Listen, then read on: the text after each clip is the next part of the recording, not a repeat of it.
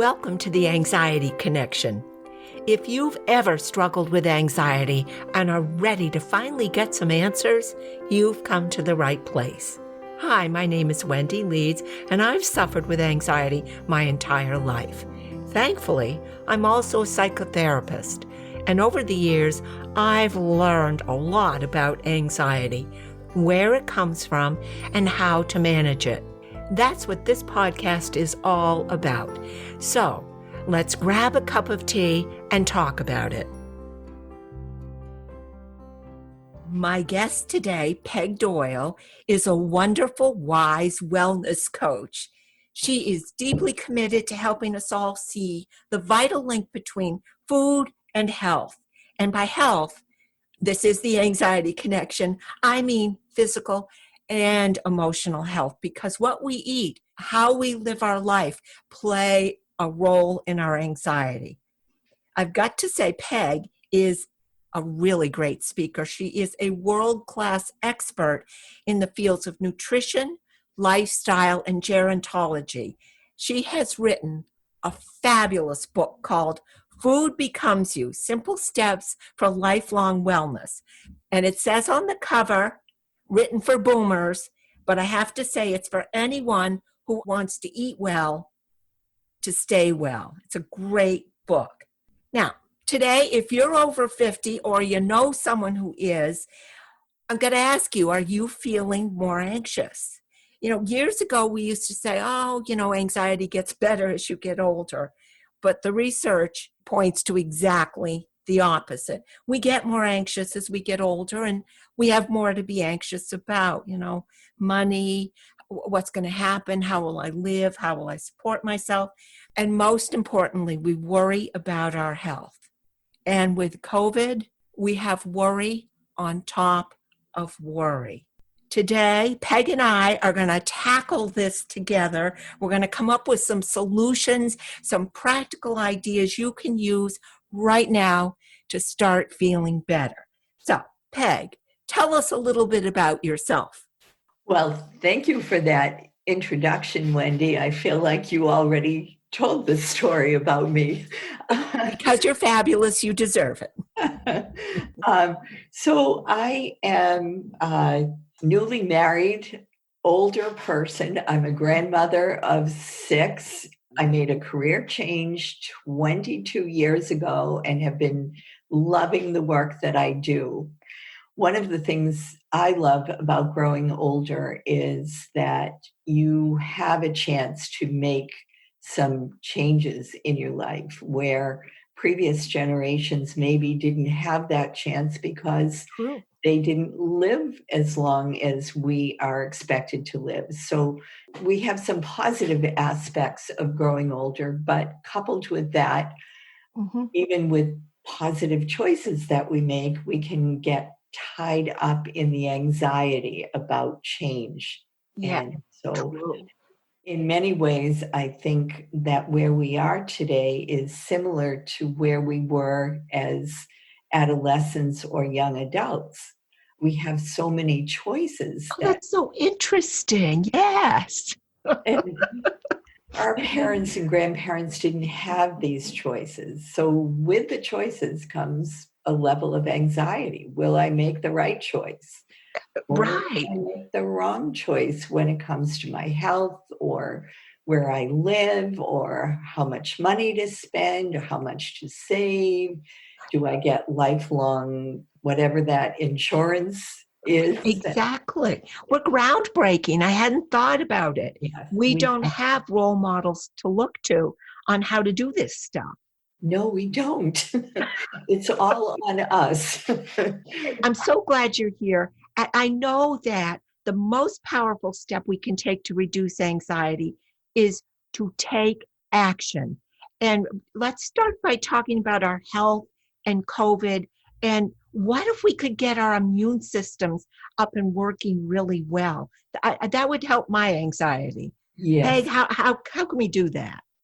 Well, I think I'm so glad you brought that up, Wendy. I think one thing that is enormously frustrating to me during this COVID period is that if you listen to the news or read the papers, none of the experts, so called experts, ever bring up proactive things that we can do.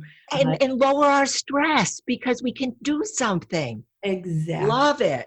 Exactly. So even the most experienced medical professionals never talk to us about building immunity. They Right. just talk to us about waiting for the vaccine Yes. or wearing a mask. And all of those things have value, but it's the right now, the actions we take right now that can strengthen us, empower us, prevent us from getting ill. And so, one of the first things we can look at is our food. What are we eating? Yes. And Yes. there's been a lot of humor around what we're eating during times of quarantine, and that the waistband is expanding with every day of quarantine. That's not helpful. No. What is helpful is instead to look at eating simple whole foods that are going to boost your immune system. Right. Take the simple red apple. It has 1,100 phytonutrients in it. Wow. Isn't, isn't that much better than eating a bag of goldfish? Well, okay. I like apples. I'm good. Just Yes. don't take my ice cream. Everything else can go. Right. And, in my book, In Food Becomes You, I encourage people to adapt to a 90-10 formula Okay. where 90% of your food is simple, whole foods, nutritious foods that Mhm. will improve your health, and just relax on the other 10. Who wants to be perfect? It's Right. no fun being perfect. We have to relax. But when you relax, have good quality ice cream. Have the Okay. best little brownie with the fewest additives in it that you can find, and Okay. just savor every bite of it. Hmm. Hmm. And from my point of view, I know that choosing foods that are high in vitamin B, focusing on healthy protein, eating balance, would you agree with that? Absolutely, Yeah. yeah. That's really key to create balance on your plate, because when you do that, it not only is providing you with a lot of nutrients, but it also helps eliminate cravings. I was always a big sweet eater before I studied nutrition, and the more sweets you have, the more sweets you want. Same. It's an addiction, isn't it? It really is, Yeah, yes. it And is. science has reinforced that it truly is an addiction. Something goes off in your brain in this pleasure center, and we can get that when we're in balance, and we can be in balance by eating a good portion of fruits, vegetables, nuts, seeds, lentils, beans, and Right.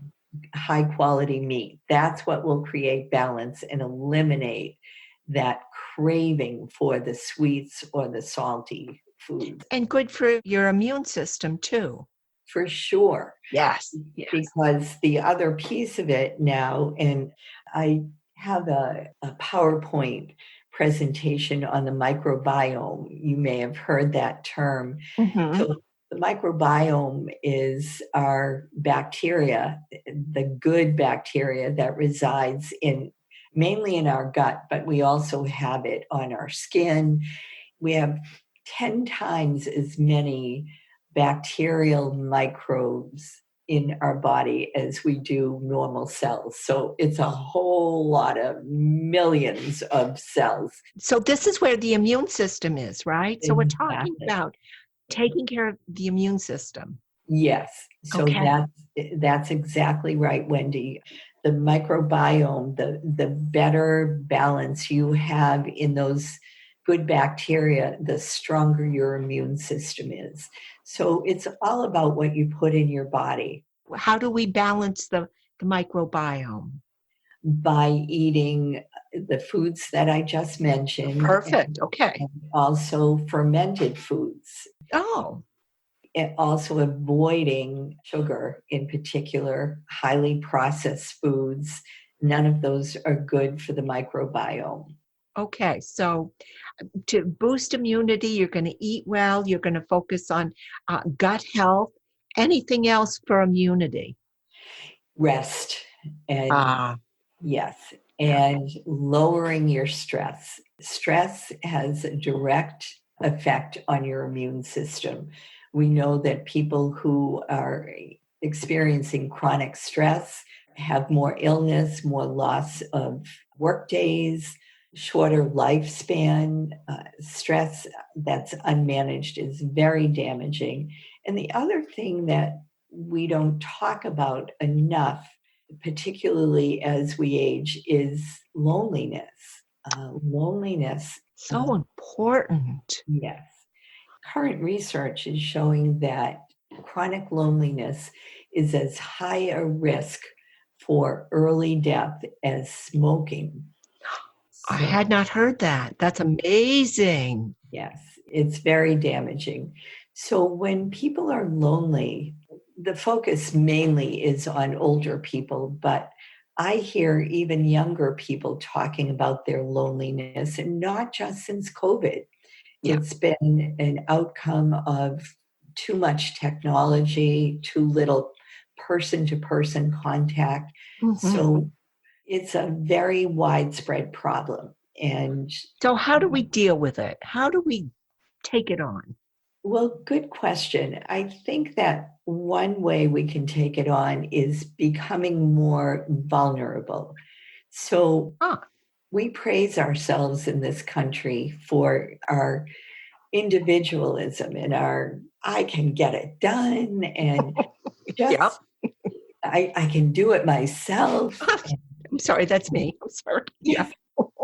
So just yesterday, I had a client come in who has some current medical issues with her digestive system, and she's been undergoing some blood work, and now her doctor wants her to have an ultrasound. Right.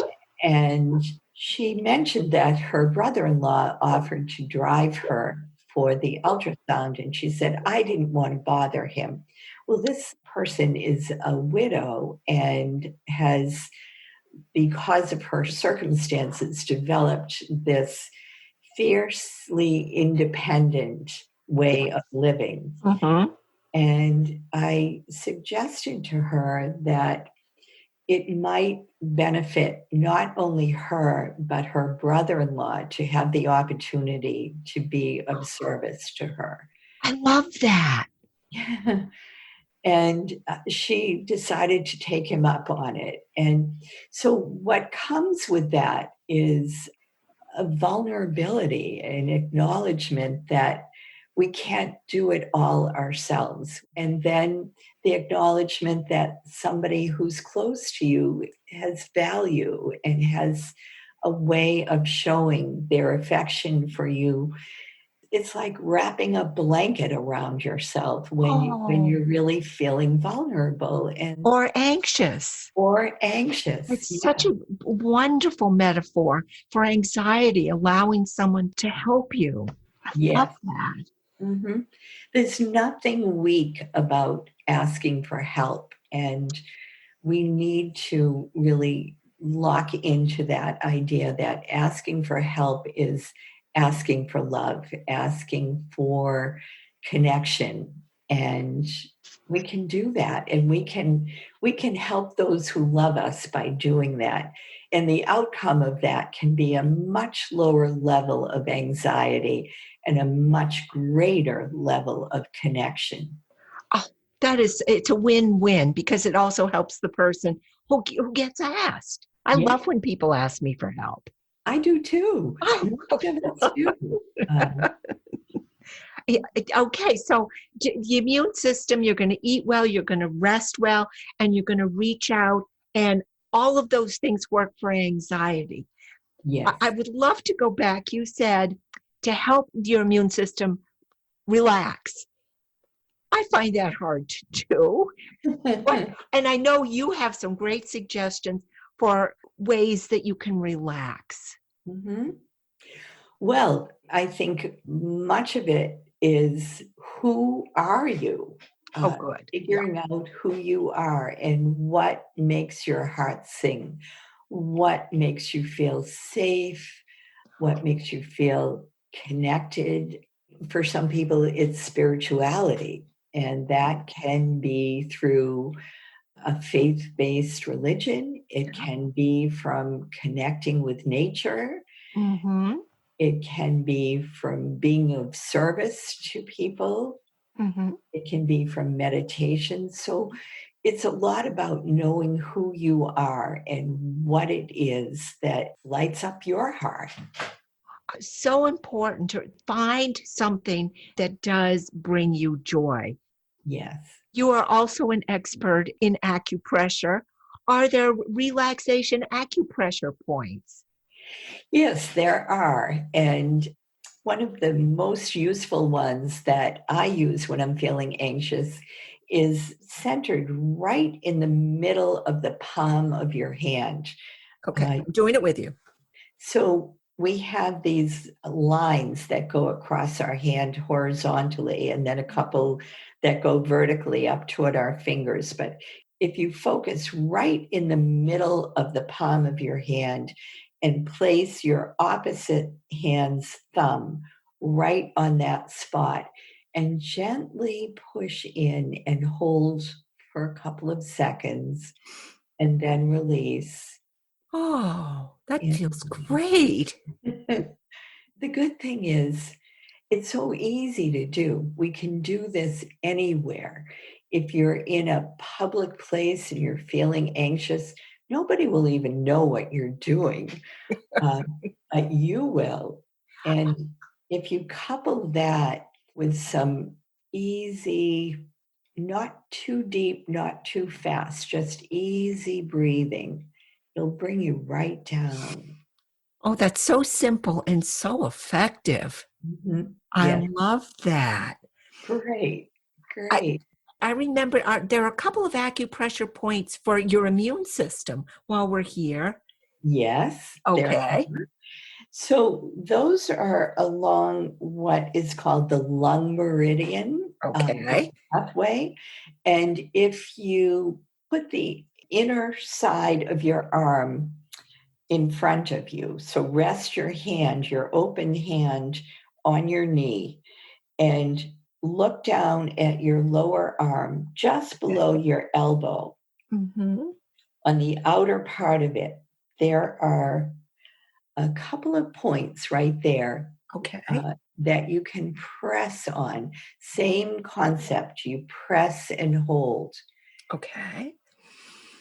and press and hold. These points are on both sides of your body, as are the point in the middle of your hand. Okay. Um, and you just press in and hold So where are we pressing? just below the bend of your elbow. I missed that part. Okay. Got Yeah. it. You press in and hold, and then you move down about an inch, do the same thing. It's Oh, kind of a fleshy part of your arm yes. right in there. You can press in with your fingers or with your thumb, whichever is more comfortable for you. And then just do a simple brushing all the way down your arm Okay. and out your thumb, Out your thumb. specifically out your thumb. That's the end point of the lung meridian. And, lung is very basic to our health. It lets us breathe. And as we know from COVID, lung is one of the more vulnerable areas for this virus. So we could do this and that helps our breathing. I feel more relaxed. It's obviously good for anxiety Yes, it is. and good for your immune system. Absolutely. All right, so you're in the grocery store, I'm massaging. I got my arm out, Yes. waiting in line. I love that. You can do this regularly every day as part of your health regimen, just working that lung meridian, keeping that really open and toned. A little exercise you can do to stimulate the whole meridian is to bend over and put the backs of your hands together and slowly raise your arms as you inhale. And when you get to the top, as far as you can stretch, Mhm. open up your hands and give a good loud out breath like that. Just let it go. And I like the sound. And laughter is very good for anxiety. And I assume it's good for the immune system as well. absolutely, yes. Proven over and over again. Just keep laughing. It's so helpful. So good. And so you bend over and you bring your hands all the way up and open them up and make that sound. Yes, as you're dropping your arms back down. These are so easy to do. It's just Yes, about doing them and including them. yes. What about exercise? What other things would you recommend for anxiety and for immune system? Well, again, it depends on the person, Wendy. Good, good. For me, I love to walk. Me too. So that's where I get my self care, just walking in nature, noticing the trees, feeling the fresh air. Actually, I was just reading a piece this morning about the importance of opening our windows and getting air exchange in our homes, Yes. any residual COVID virus that might be airborne, which is highly unlikely. But if you have people coming into your home in weeks and months to come, you want to always have a good air exchange. And Even in the colder weather, it sounds like. yes, yes, anytime a good air exchange is really important. But to your point about lowering anxiety, it's really thinking about what does it for you. Music is the language of the soul. Yes. For some people, there's nothing like it for calming oneself, uh, Mhm. connecting with people. That's And such an important one. And it's hard for some people to do, to yes, reach out. For me, I don't like to ask for help. I resonated with your example. Some mhm. people are shy.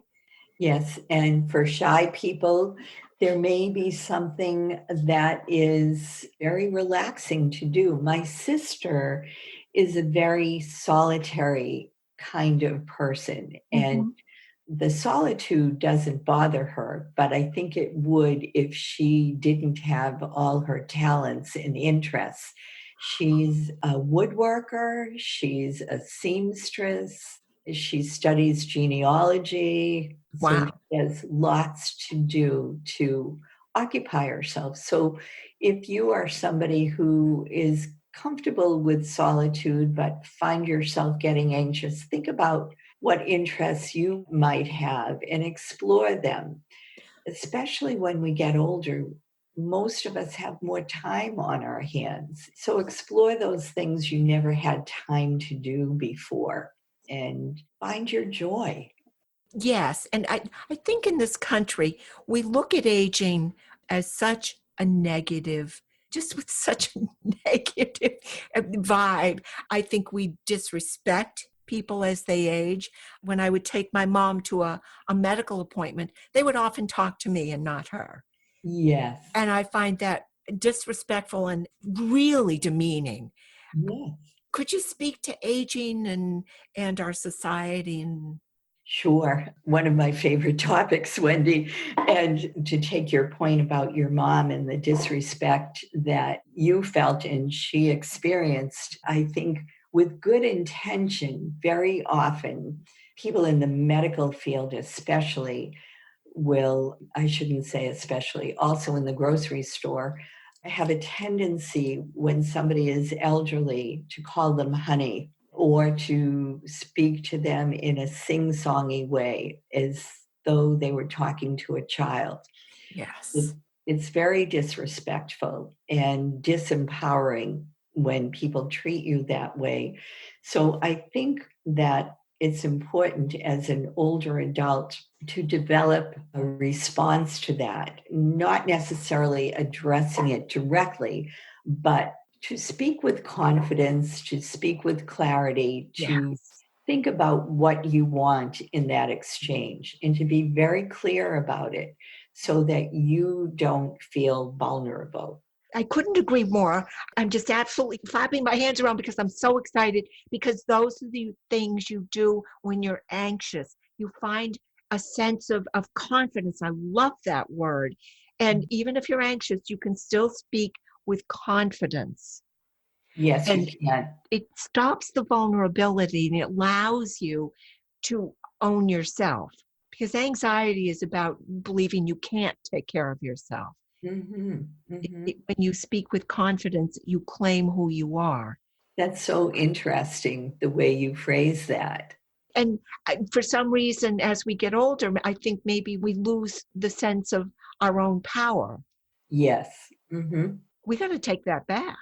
We sure do. Well, when I studied gerontology a few years ago, it was a trigger for my finally writing my book because I was so incensed by the research that I was exposed to in doing that program because it was all about what goes wrong. Merck's Manual on Aging is probably the most depressing book. Don't ever read it. Um, one chapter, there's information about how your kidneys weaken, and then your skin becomes thin and easily torn, and your vision starts to fade, your hearing, your mental capacity.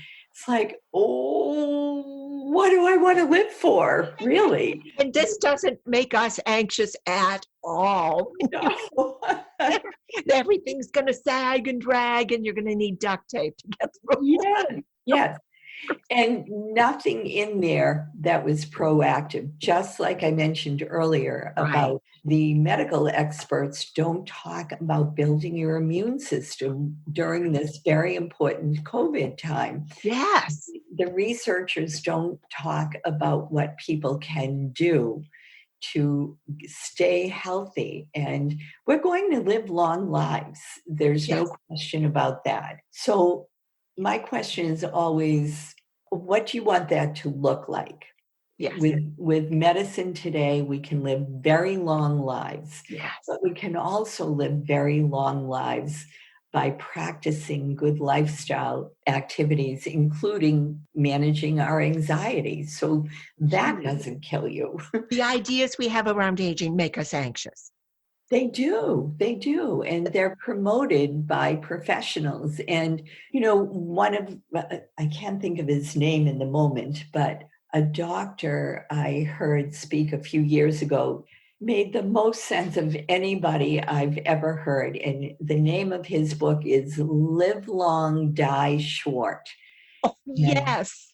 yes, and that's really a light went off in my head. It's like, that's what we want. That's what we can have if we're, first of all, practicing good lifestyle practices and have a little bit of luck. Yes. And we can do that. The healthiest, long lived people who are reaching their hundreds now, the city of Sardinia is a place in the what's called the blue zone. They're the longest lived people. They eat well, they connect with their families. Yes. They don't think about their age, they think about their life, and they live their lives with joy and pleasure. And when we do that, we have so much better chance of living a long, healthy life and dying in a week's time instead of having a prolonged illness. We all have that potential. Managing our anxiety, taking good lifestyle measures, it will get us there. Truly believe that. I've seen it in so many people I've worked with through the years, how their life changes when they take action. And I love that. I love that. The idea of just taking action to help yourself live longer, to put yourself in control, especially if we're talking about health, but when you think about taking action to manage finances, as we get older, you reduce anxiety by taking the steps you need to take. Mhm. Anxiety vanishes in the face of a decision to take action. And Peg's call to rest, eat, connect, reach out for love. I love the blanket of love around you. Her suggestion of moving in a way that brings you joy, of finding joy and love in your life. And Peg, do you want to end by sharing your story of happiness? Well, I married very young and had two children. And then, after several years of marriage and figuring out that it really wasn't the right one for me, Mhm, uh, I found I had to figure out who I was as a person. I just mhm. married too young. Yeah. And so I was single for 34 years. Some people take longer than others to figure out who they are, and reached a point of very sustained happiness and satisfaction in my life, with my Mhm, career change, with my mhm, family relationships, with my grandkids, my kids, my friends. I made a decision to go online and see if I might be able to meet somebody, and I did, and we were married a year ago, and so I'm in this new chapter of my life, mhm, which came with great joy, but mhm, also a degree of anxiety, in mhm. that I had become like that woman I mentioned earlier, fiercely independent. Right. And so adjustments needed to be made. And I am happy to say I'm very happy and excited about this new chapter in my life. And it's just been great. So it's possible. We say, oh, after 40, romance is dead. That's ridiculous. It sure is. And Peg is living proof that when you take care of how you live, when you live a really healthy, joyful lifestyle, your life just gets better as you get older. It does. I did a little bit of the math with you in terms of marrying young and being married and then being single for 34 years, but I am in my 70s. You wouldn't know it to look at you. And I just feel like life is filled with possibilities and joy and opportunities to be of service and to have new adventures and more love in my life. And I just feel very, very grateful for all of that. And for those who have fear about making change, change is hard. There's no question about it. But I believe that the anxiety around the fear of change is much harder than the actual change ever is. That's so true. That's so true. Take baby steps and you can go after anything in life, no matter how many candles on that birthday cake. Mhm. It's true. Thank you so much, Peg. I know people are going to want to get in touch. Would you share how we can get in touch with you and where we can get your book? Okay. You can get in touch with me through my website, wellnessandyou.com. And my book is available through my website in my store, or you can get it directly on Amazon. It's called Food Becomes You. Simple steps to lifelong wellness. That's right. Thank you for reminding me. And as always, we will put all of that, all of Peg's information in the show notes. So, if you don't have a paper and pencil or your phone with you, you can find it there. Thanks so much for joining us today. I really appreciate it. As you know, my book is coming out soon, Common Sense, hopefully this fall. If you want to make sure you get a copy, please go to wendyleeds.com and get on the wait list. I just don't want anyone to be disappointed. And if the book is already out by the time you hear this, good for you. No waiting. Thanks so much for being with us today. And if you want to be a part of the Anxiety Connection, please subscribe. Until we're together again, I wish you peace, joy, and love.